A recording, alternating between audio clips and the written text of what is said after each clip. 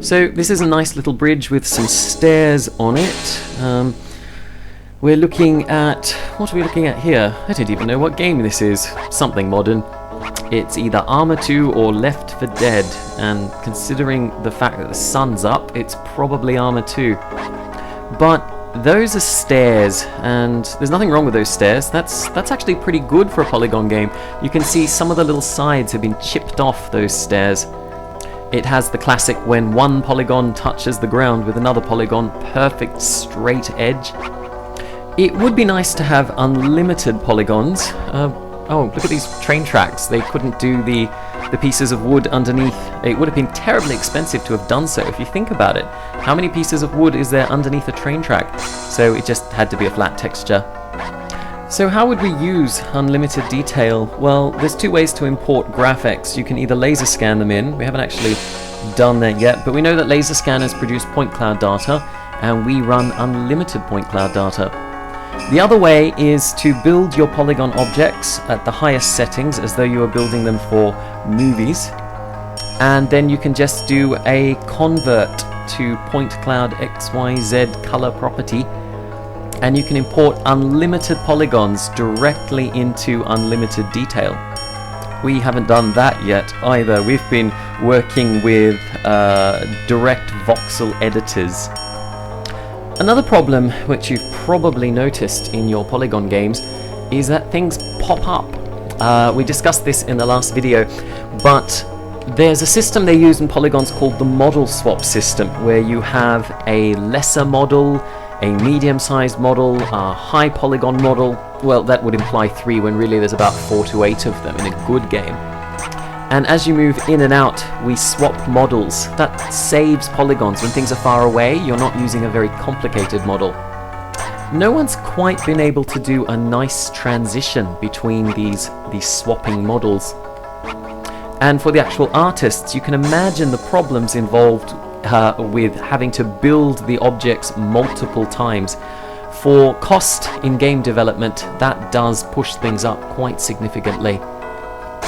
If you have unlimited point cloud data, trillions of trillions of trillions of points, then you don't have to save points. You don't have to save geometry by building multiple models multiple times.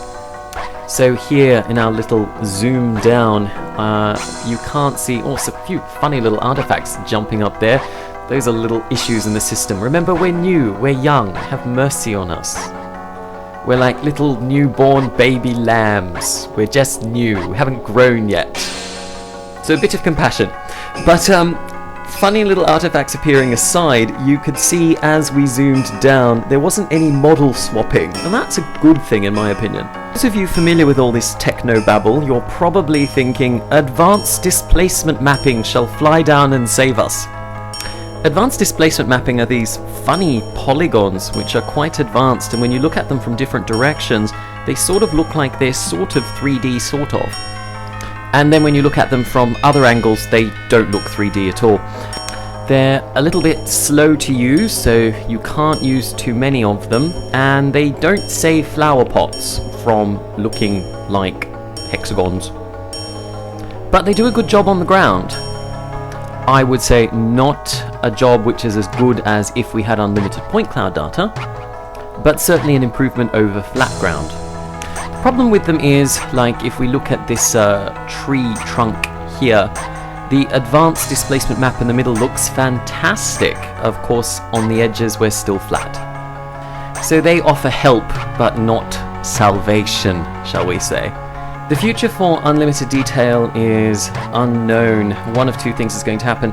Either we join with one of the major players, ATI, Intel, Nvidia, and I'm not going to say what the situation is with any of them, or due to internal politics that doesn't end up happening, and in which case it is our intention to become a software alternative.